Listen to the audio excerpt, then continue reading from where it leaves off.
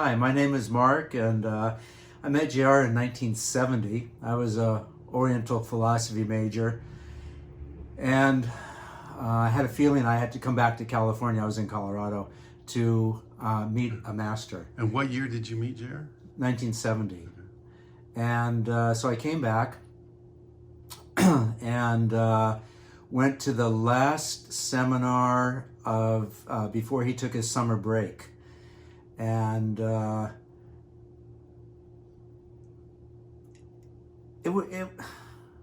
know, from an immature consciousness, I'm 23 years old, to being exposed to the light, I got this idea that I would just call in the light on the big things and not the little things.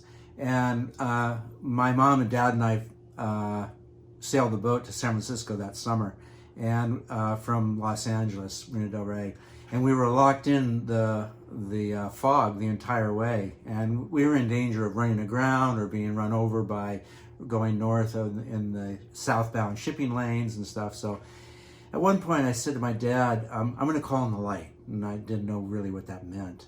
So I went forward on the boat and called in the light, and the fog parted, and my dad used a sextant, and he got a reading about where we were. We were off of Monterey. And so I went back aft, and Mom and Dad were kind of like, well, that was amazing.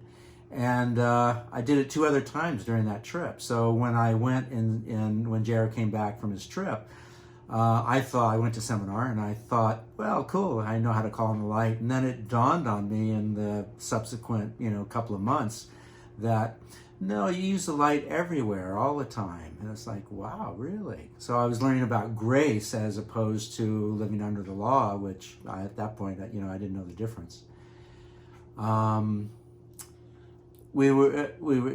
Zeus and I were talking before about Sawan Singh, and I remember I used to give JR acupuncture treatments, and it was at his house up in Mandeville, and I was doing SEs before going inside, and I saw a halo around his head, and so I went, cool. And so when I was treating him, I asked him about that, and he kind of went, yeah, kind of basically whatever. And it was, I would have these awarenesses and ask him about it, and he would just go, yeah, normal. To me it was amazing.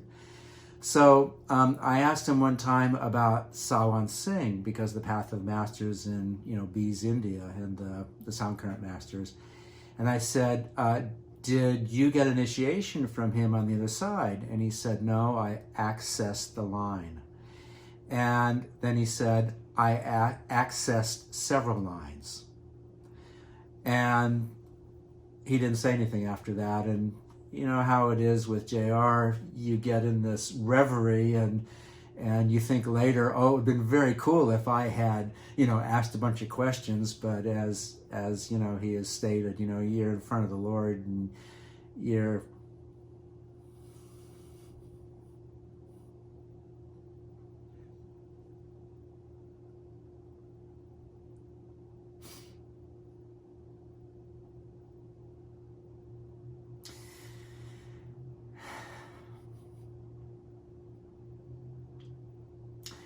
so that's what happens. And you don't ask a lot of questions.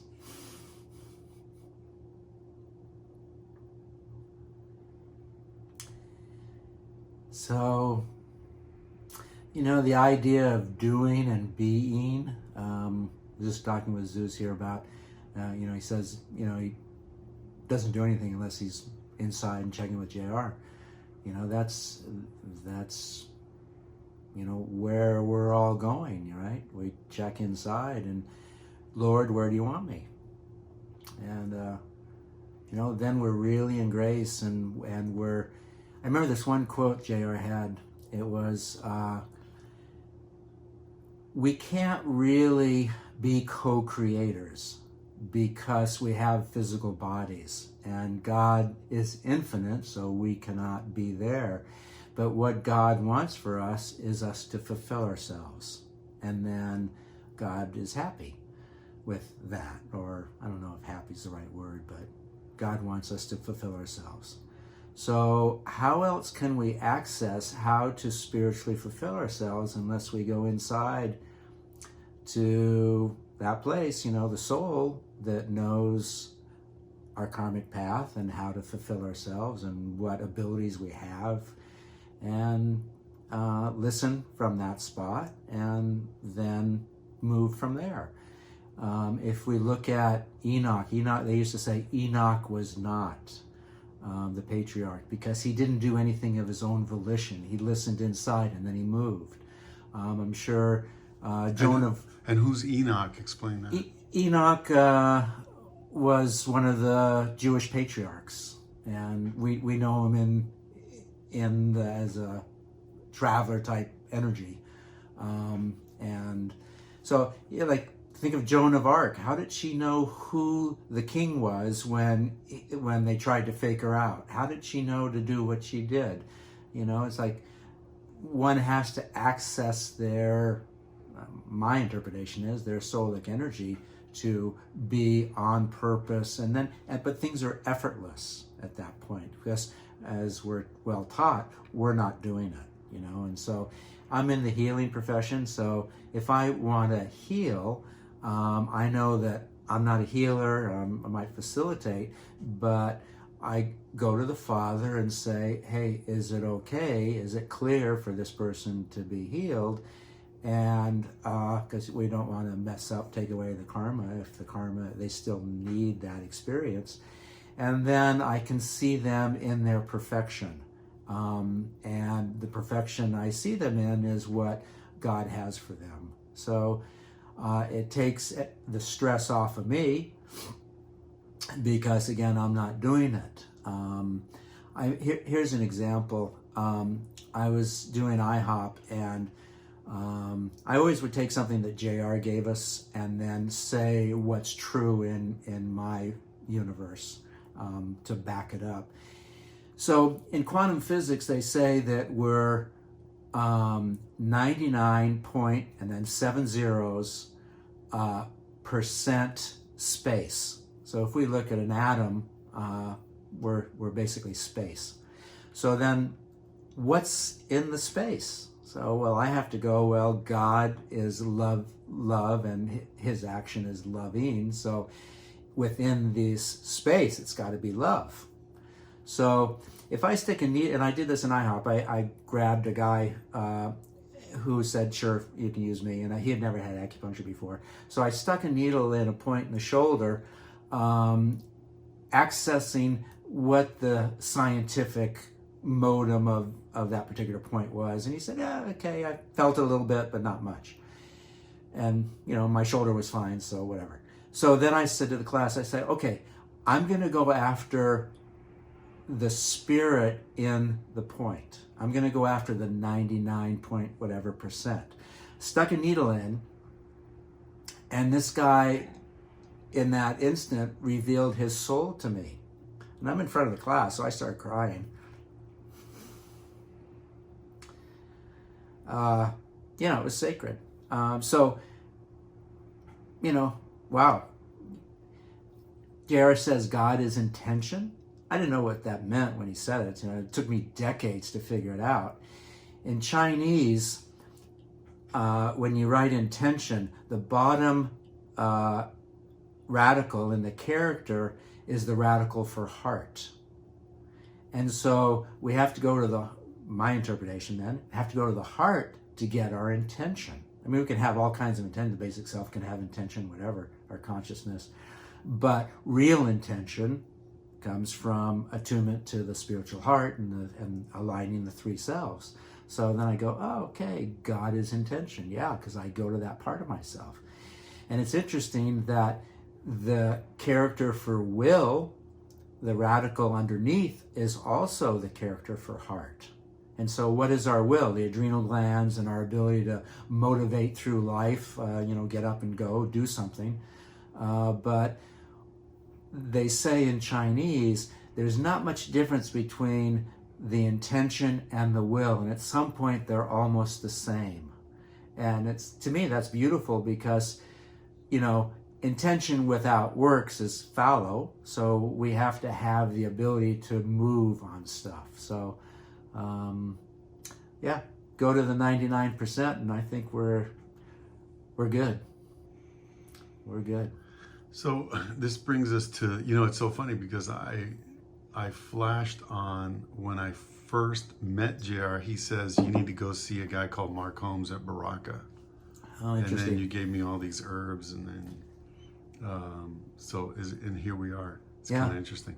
And then he told me when I was investigating Original Innocence, I remembered your book, and then I saw you walk at Irwan. You were walking to the store, and I heard JR say, "Go get him now." So I got you, and I was like, "Oh yeah, this is perfect." So here we are.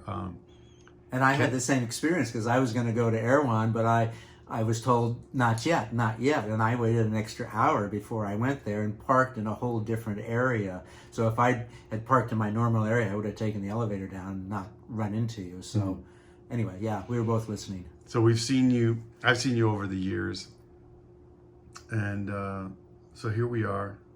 So talk to me about Original Innocence. I'd like to first start with, how are you doing with taking care of yourself that might help others in relations to the lockdown and COVID and all that? Not to go too medical, Yeah. but really want to talk about the individual. Like, how are you doing to mentally health, with your mental health, with your physicalness and your spiritualness? Okay, let's take a JR quote. We live and die at the cell level. That's a JR quote. Boom. Nice. So this is medicine. Oxygen and nutrition come to the cell, and the byproducts get eliminated. So in China, they've known for 2,000 years that aging is sped up by qi stagnation and blood stasis. So we know that by breathing, it stimulates the movement of blood. So if we live and die at the cell level, what we take into the body in terms of food and good nutrition will get to the cell, and good oxygen will get to the cell, and that will increase the frequency. He also said, he described a cell like a little miniature Earth with a positive and a negative pole.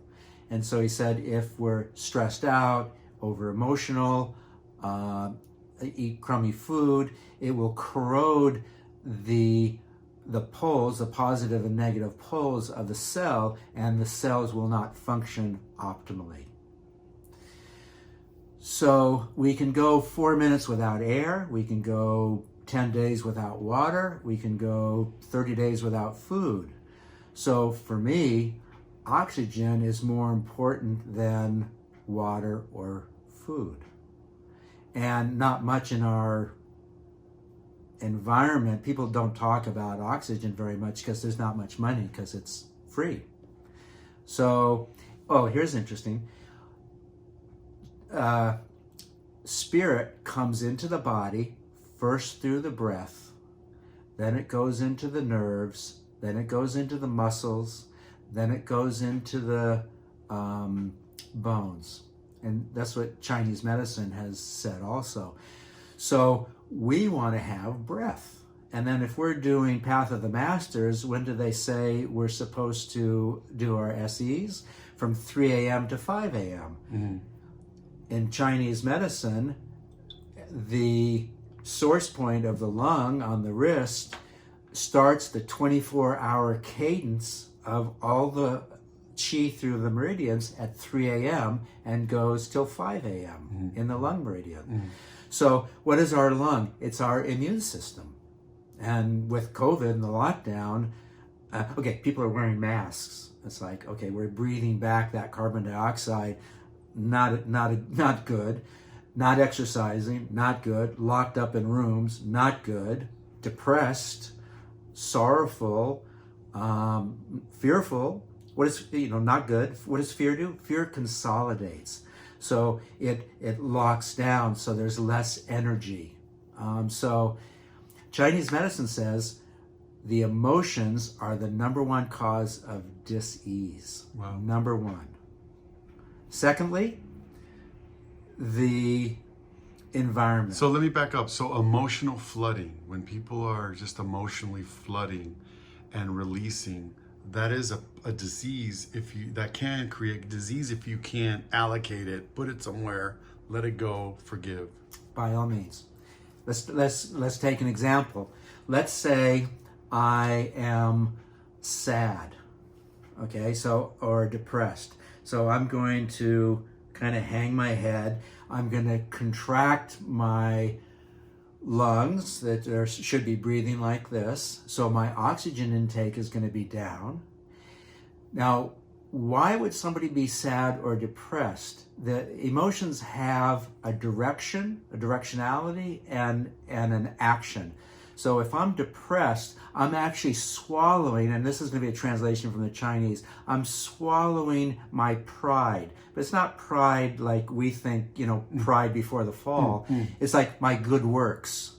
So again, if I want to do good works, I want to come and do something here with Zeus, and I want to stand up straight, I want to breathe, I want to call on the light, I want the light to come into, first into the lungs, I want to be vital. That's vitality. So I want to have all of this so I can do the best work. So if I am going to swallow my good works, that's like saying, oh gosh, the doctors know, the government knows, somebody knows, and I don't know. Now, in my reality, we need to take responsibility for ourselves. We're sovereign individuals, and yes, we can take information in, but we have to decide whether that information works for us or not. And even it differs. In the morning, the chi is different from the afternoon. When I'm 20, my chi and my direction and my vitality and my purpose in life is different from when I'm in my 70s. It's different depending on where I am on the planet and what I'm doing. So things are not static. So it's not like I need to eat daikon all day long, even in the winter. I mean, like a vegetable or a fruit, in the springtime, it's sour, which is perfect because it goes to the liver. Sour is the flavor that goes to the liver, which burns off the fat from the torpor for the winter and gets our metabolism going. It sweetens in the summertime, and the sweet brings energy down. So it cools the heat of the summer.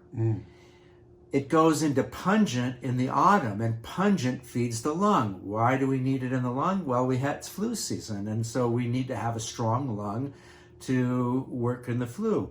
Then things are sweet, are salty in the wintertime to consolidate, because we get up earlier in the spring and summer and stay up later in the spring and summer. We naturally go to bed earlier and stay in bed later in the fall and winter. It's just a natural cycle. When I take the pulses on somebody, I'm on the radial artery, and I'm measuring what the blood flow is in different parts of the body, but obviously it comes from the heart pumping. But in the spring and summer, the pulses are literally more superficial and quicker. In the fall and winter, they're literally deeper and slower. So we need to follow, this is great. We need to follow, quote, what is nature, or what is natural for us. There's a yellow emperor from 2700 BC in China. Don't know if it's a compendium of people or it's real. He had 5 physicians or 6 physicians. His chief physician, Chi Po, Yellow Emperor, asked a question. Why is it in the ancient days, so now we're going back past 3000 BC, people used to do meditation, spiritual exercises, and get well, and now they need the stone and bone needles for external injuries and herbs for internal injuries, which would be the emotions. So Chi Po goes, well, it's because people are no longer living naturally. And so the environment impinges upon them, and their internal environment impinges upon them. And some get well and some do not. So it's like, wow, very cool, right? Because SEs have been around since Adam or before, other dispensations. So here's the thing. There's no incurable disease, only incurable people. Mm-hmm. So I just came from a breast cancer patient. She wants to go off her chemo. She's cancer-free. But I looked inside and went, no, you need to stay on your chemo for at least 4 more months, and you need to change that thing inside. I mean, the chemo's been great. She had radiation too. It's been great. She's on herbs, acupuncture. But she needs to have a strong internal environment that if she no longer has the chemo, that she doesn't buy into the oncologist saying, oh my God, this thing's going to come back. She needs to be strong. Which is the SE part. Which is the SE part. So yeah, getting to the final part, my final answer, final part of my answer to you is, God, we got to go inside and we got to do SEs. And I remember JR saying once, we were talking about medicine, he says, well, they'll figure out some frequency to change the cancer to tuberculosis, and then the tuberculosis is easy and they can use some therapy and cure the tuberculosis. So I got to tell you this, I want to insert in here because I shared in the Zoom times where I'd be laying down with JR doing SEs, and he was, we do SEs, I'd wake up and literally I would go, JR, they were working on me last night. They were cutting me up, open my chest. And he goes, yeah, me too. And we were talking about, and I do that quite a bit when I feel that I'm really hanging on to too much stuff and things hurt. I'll tell JR, hey, can you psychically, surgically take me out? Like, do things. I'll wake up, the thing's gone. Luckily I've not had cancer or anything where I can prove that gets healed, but I'll have massive inflammation, massive hip problems, and just things that hurt. And I'll tell JR, I need it. You work on Zoom, you work with someone, it's on you. Can you help get rid of it? In the morning, it's gone. So in your experience with JR and working at Baraka and all those years, did you ever talk about psychic surgery or using the light that way? I went to Mexico in call it 73, with probably 20 MSIAs, and we had a class with Feliciano on psychic surgery. And he asked, Feliciano asked, who wants to be a healer? Everybody raised their hand except me, because I knew if I made a declaration, I would be challenged, negativity would knock my ass. So it was like, I don't want to be a healer. No way. So at the end, he did some treatment on some guy. And at the end, I felt this energy coming down over my head. And, in the light, we feel energy, but it didn't clear. So I washed my hands, and we drove back. I drove back from Mexico that day. It was a Sunday. I had to teach a class. I taught, while I was teaching, I was good, but after class, I felt this thing again. And then Monday, Tuesday, I was just the same thing. I treat patients, I was great. As soon as I stopped treating, it was like, oh my God, there's something here. So I called up, got an appointment, went up to Mandeville for an aura balance. Edgar was starting to work on me, and it was hailing, big hail. JR walks in. You mean hailing rain? Hailing rain. Outside? Yeah, outside. Okay. JR walks in, kind of throws the door open.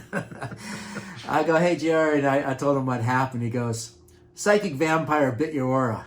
About like that.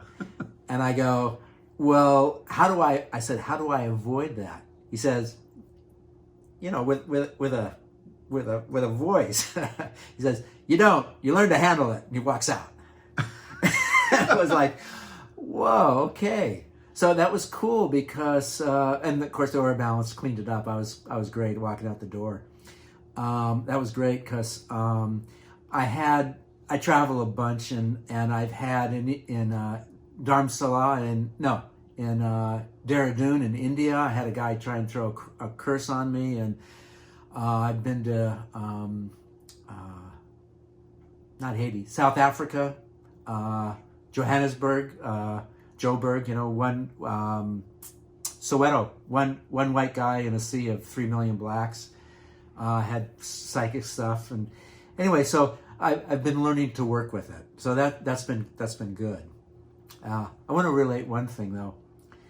So 1972, February, JR had announced in the end of 71, you guys can get initiated. We're kind of going, fine, but what is that? And it was 1971, you said? Yeah. Wow. And so I went to his house and got initiated, my causal tone, so I wanted to do something spiritual, it's like, so I went to hear an Indian guy. Back in those days, there were a lot of Indian guys coming through LA. And so I heard him, he was talking, whatever. And then he said, come back the next day, we'll do some more. So I thought, it's interesting. I want to be spiritual this weekend. So I went back. And then he said, well, he didn't say initiation, we're doing this process or something like that. So anyway, it turned out to be an initiation. So I said his word once, and then I went back and I did my new tone. And so this is now 24 hours, less than 24 hours later, because it was probably 3:30 when I got the tone from JR. This is like now probably 11:30 in the morning on Saturday. My tone left. And so I was like, fuck. So instead of going to the Wednesday seminar the next week, I think I went Monday because I was freaked. So we used to be able to, after seminar, walk up, stand in a line, and talk to JR for a minute. So when I came my turn, I told him what happened. He said, I can't work with you there. It's too low. And so I said, well, I want to work with you. So boom, it hooked up. Wow.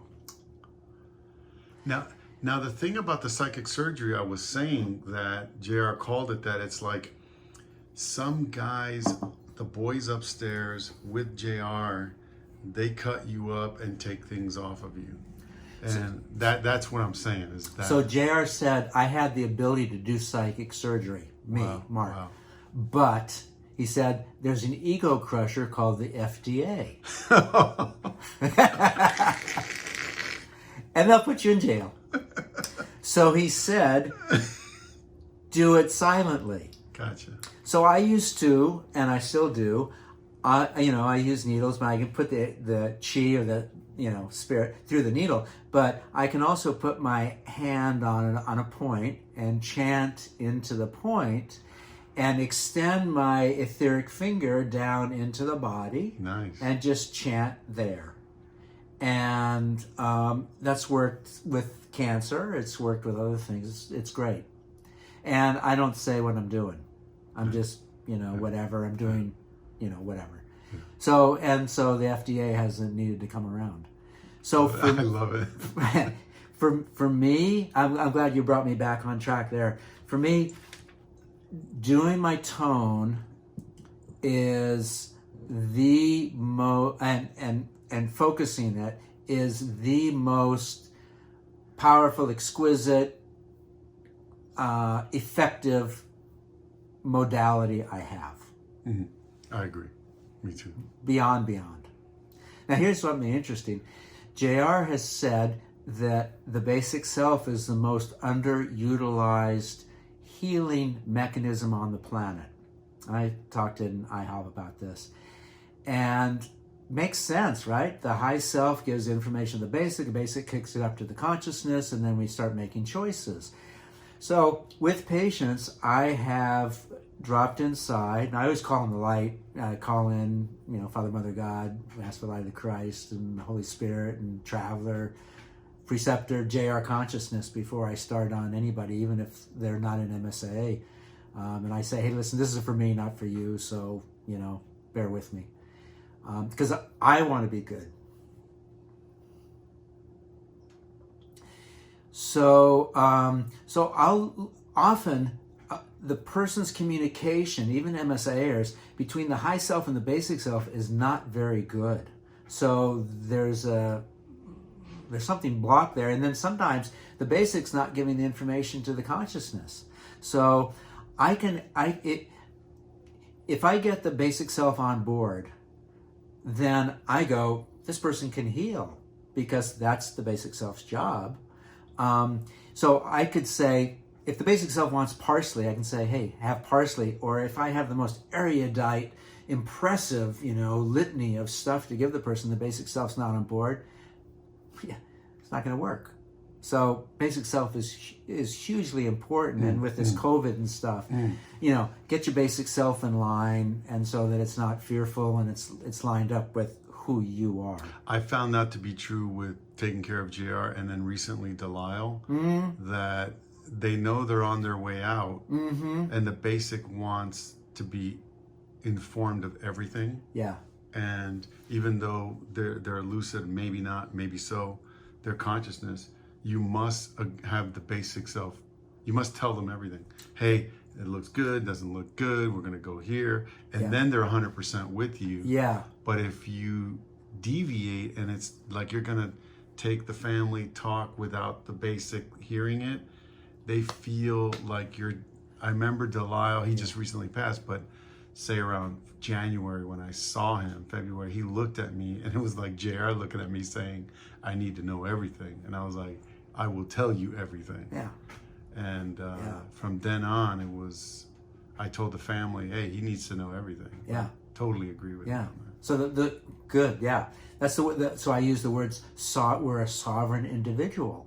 So if somebody tells us, this is what you need, I don't like that need word, or this is what is true, we have to be okay inside and to know what our alternatives, what our opportunities are to be on board, to get everything lined up.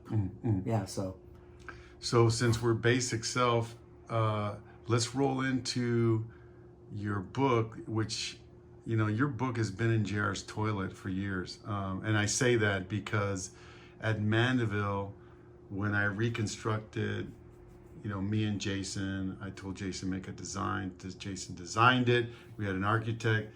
We wanted JR's toilet to have a shelf right above to kind of copy the original toilet, which was essentially JR's, where he sat in the toilet is where he read. And your books, and Naylor's book was up there, and a few of our, Ariana Stasnopoulos, all these books were up there, and also some other books on death and dying. Whatever JR sometimes spoke about in a seminar, the book was usually in the commode. It was up for some ideas or something. So that title stuck with me. And then I told you my process of the original Innocence is my way. Can you go into that? Yeah, I took the PTS Traveler Through the Age class maybe 10, 12 times in a row. And obviously I liked it. And Same traveler? No, different travelers. All right. Take it again, because they got John Roger in there now. Oh, they do? Yeah. Oh, awesome. All right. Good to know. So, really good to know. So, it got me thinking. I'm a very good student. So, it's like their personalities were different in the different ages. Who did they speak to, whether it was a Muslim or a Christian or a Hindu or, in Europe or in science, whatever. So I started thinking, wow, what is the Spirit, the Holy Spirit, in working through these travelers? What is its gift to humanity? So I wanted to do more research, and so I just went, okay, I'm going to start at the beginning. Of course, Adam is the beginning, and I had read from Edgar Cayce that Jesus had, don't know whether it's true or not, but it sounded good to me, 6 other incarnations before he was the soul that was Jesus. And I started doing this research. I spent 4 months on Adam and Eve, and I ended up putting evolution and creation together. That kind of made the best sense to me. And so I started writing this book, and I was going, what am I going to call it? And it was like, wow, okay, what is the nature? Is it called Original Innocence, the nature of the soul? That was what, to me, that's who we are. And so what I did was I took Old Testament stories and placed them in different centuries, different continents, different races, and told the story in a little different way.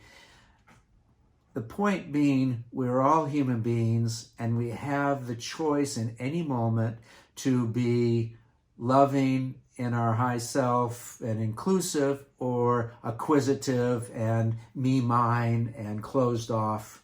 And, you know, God gave us free choice.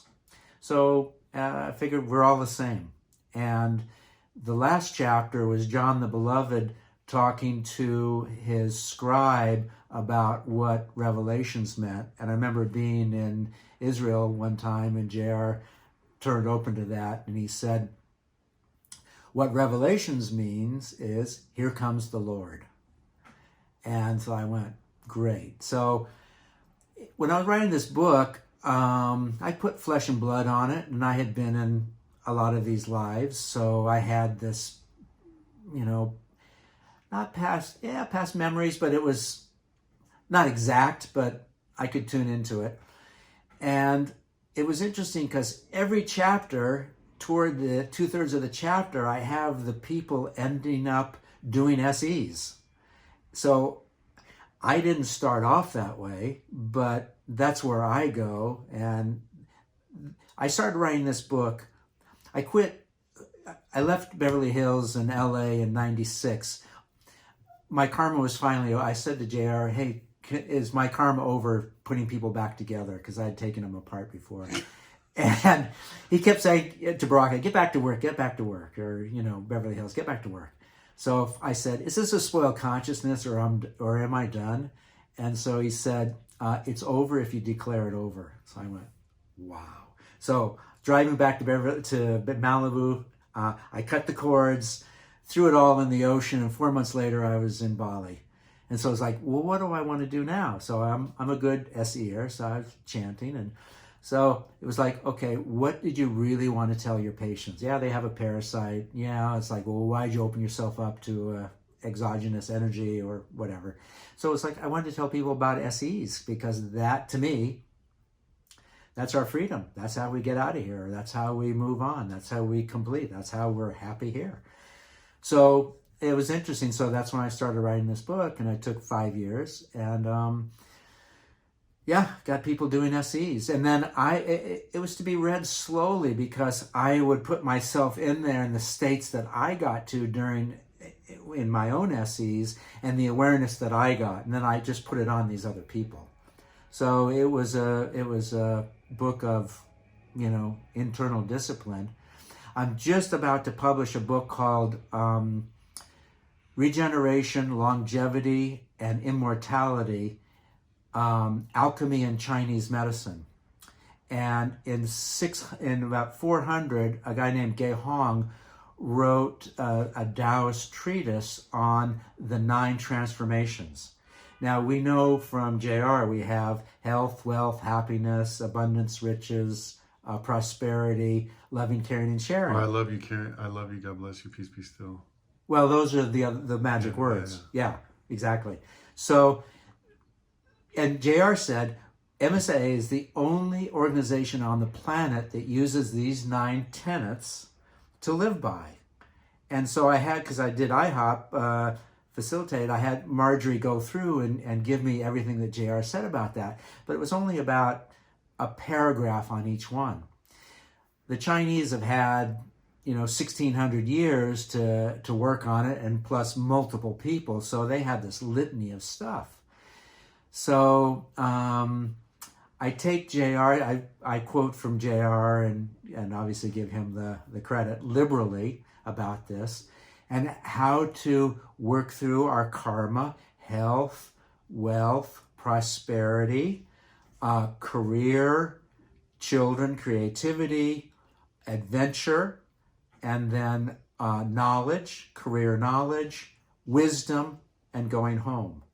And in the Chinese paradigm, there's not very much for Palace 8 and 9, turning experience and knowledge into wisdom and going home. And going home is completion. And they even had the 10th. JR said the 10th is probably the most important, sharing this with everybody, sharing all of this with everybody. They even had a 10th one, which was the same one, the hero's journey, sharing. So with doing SEs and with the JR leading us, who knew when we started in MSIA decades ago, for me it's 50 years, that SEs were going to be a healing balm and an anti-aging balm, BALM. Who knew? I didn't know at age 23, but here I am, 73, and working it. So obviously, like all of us, I'm eternally grateful for JR and the teachings. And he had said, I'm paraphrasing, that pre-existence, it's written when we're going to meet the master and have the opportunity to do the SEs.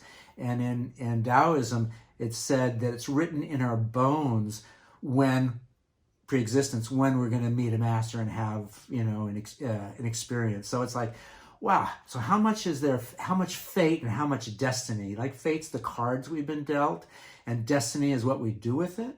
So we're given the opportunity, but I know people, we all probably know people who have had their soul tone and dropped out. And it's like, wow, that's so, okay, so, no comment, but I want my destiny to be completion, fulfillment, and to go back into the heart of God. So we're staying on it, etc. I love it. Thank you for the sharing. One last thing, because I think we're getting to it. Yeah. Is there in you a time you can remember that was the original Innocence that could be a good example? I have a picture. Like I told you mine, where I looked at my mom and dad and went, hey, I adore them. What was yours? I had a picture of myself. I have of myself at 4 years old, and I'm in a kind of a Cub Scout uniform kind of thing, and I have my hand out like this, and a hummingbird landed on my fingers, and we're just looking at each other, and stayed there for a while. And hummingbirds are pretty, flighty, and so just seeing myself and seeing that communication, that was to me an example of original innocence. Nice. Yeah, and I'm really, I like what you're saying about the different quotes of the Bible. Like, since JR passed, things, I'm able to see through them. I'm able to see the space between the words. Yeah. And now I'm like, oh my God, duh. It's very Gnostic for me. Oh, I can see that. Yeah, go ahead. What were you thinking? Yeah. Desiderius Erasmus, a Catholic priest around 1450, lectured every Sunday on the Bible. Traveler, every Sunday on the Bible in either Vienna or somewhere in there. He would say you could take a statement in the Bible and it has three aspects. It has a chronological aspect, it has a symbolic aspect, and it has a spiritual aspect. And all of a sudden, so you can say, in the beginning was the Word. And the Word was of God, and there was nothing made that was not made of it. So if you're doing chronology, you could say, well, that's part of the 7 days or something like that. If you're doing symbolism, you could go, well, he's talking about the book, the Bible. If you do spiritual, it's like, whoa, okay, there's a whole nother statement. Yeah. So, yeah. I'll add my own little thing. When I was reading the Tao Te Ching from Lao Tzu, I started reading it more than 50 years ago, and I have affinity with Asia. So at one point I went, I'm going to read this like a discourse. And something happened where all of a sudden I was inside it. And it was like, oh my gosh, and the book is here, and I'm inside, and I'm understanding on a whole different level. So if I do that also with the Christian Bible, all of a sudden I'm in it. And just like our SEs, just like our discourses, our SEs, the more we open, the more we understand, and the more it becomes the living truth, and it's not some static thing, because we're the ones who are awakening to our own Christ. Yeah, it's bringing dimensionality to sort of a one-dimensional. There it is. Yes. So let's end with, is there another story you can say that was really cool about JR telling you stuff? Because the Zoom thing that I do every night is JR Marathon, JR Centric. I've interviewed tons of people. Is there something? And then go into like, tell them something, and then we can end there. Something very practical. I was working at Baraka, and we had, whatever we had. I was in his office downstairs, and we were talking, and he just casually goes, well, just handle whatever's right in front of you, because I like to plan ahead, and I have, I used to have copious plans. And I said, remember when we did the 4A book? It took me 18 months to get through my in basket. That's how many projects I had for myself. It's like way too over creative here. So he said, just handle whatever's right in front of you. And he goes on, he goes, whoa. What did you say? And he says, just handle whatever's right in front of you. And I went, oh my God. For me, that is such a key. So this weekend, I taught up in Santa Barbara. I had a private 2-day seminar that I led. And my basis was objectivity. Remember JR's meditation of objectivity, and he's done it through the seminars all the time. There's a lamp. It's not like I'm going to make an evaluation or a judgment on the lamp. It just said, there's the lamp. The heart wants to be present. So no story. Can't go in the past. Can't go to the future. Just have to talk about right now, whatever's in the heart. And what we started with was the Wu Wei, Lord, where do you want me? And so, after 24 hours of this, I was giddy. I was like, wow, it's like, vacation. Like, I'm good. I'm good. It goes back to what you were first saying too. How do we, in this crazy political, financial, medical world now, 2020, how are we gold? Well, the heart wants to be present, so we stay present. We take responsibility for ourselves. We don't tell stories. We don't go to the past. We don't go to the future. We just stay right now, and we go to the spirit. And handle what's in front of us. I love handle whatever's right in front of us, and we don't have to worry, because as we all know, the spirit, nobody knows where it comes from. Nobody knows where it's going. So, and we have to pay attention to follow it. So if we're present and paying attention to right now, then we can follow it. And so remember when we used to sit around JR, there'd be like 16 people, and we're all sitting around at his house, and we're just bullshitting, and all of a sudden he would get up and go. And he wouldn't even look to see who in his staff, you know this way better than me, who in his staff is following him. He was off and following the purple bouncing ball down the road, right? So, you can't be in spirit all the time, that crispy critter thing that he used to tell us, but when it was time to go, it was time to go. So that was great. What was the crispy critter? Oh, he said you can't be in spirit all the time. That's right. Or you would burn up. The body could not handle it. I agree. So there would be times when you were down, it was cool, and then there was times to be on. So, how grateful that we had him on the inner and him on the outer. And then, all of course, the litany of tapes and stuff to have him on the outer for people who didn't get him personally. To have an inner and outer reference point, wow, gold. Yeah. Well, I love you and thank you so Love much. you. Is there something you want to leave JR with in this thing? People are tuning in to this thing that I'm making up here, and I Yeah. appreciate you. So, well,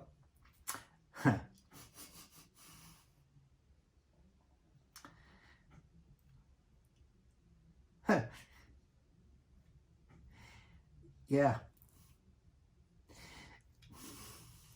you know, you can see what my level of awe is.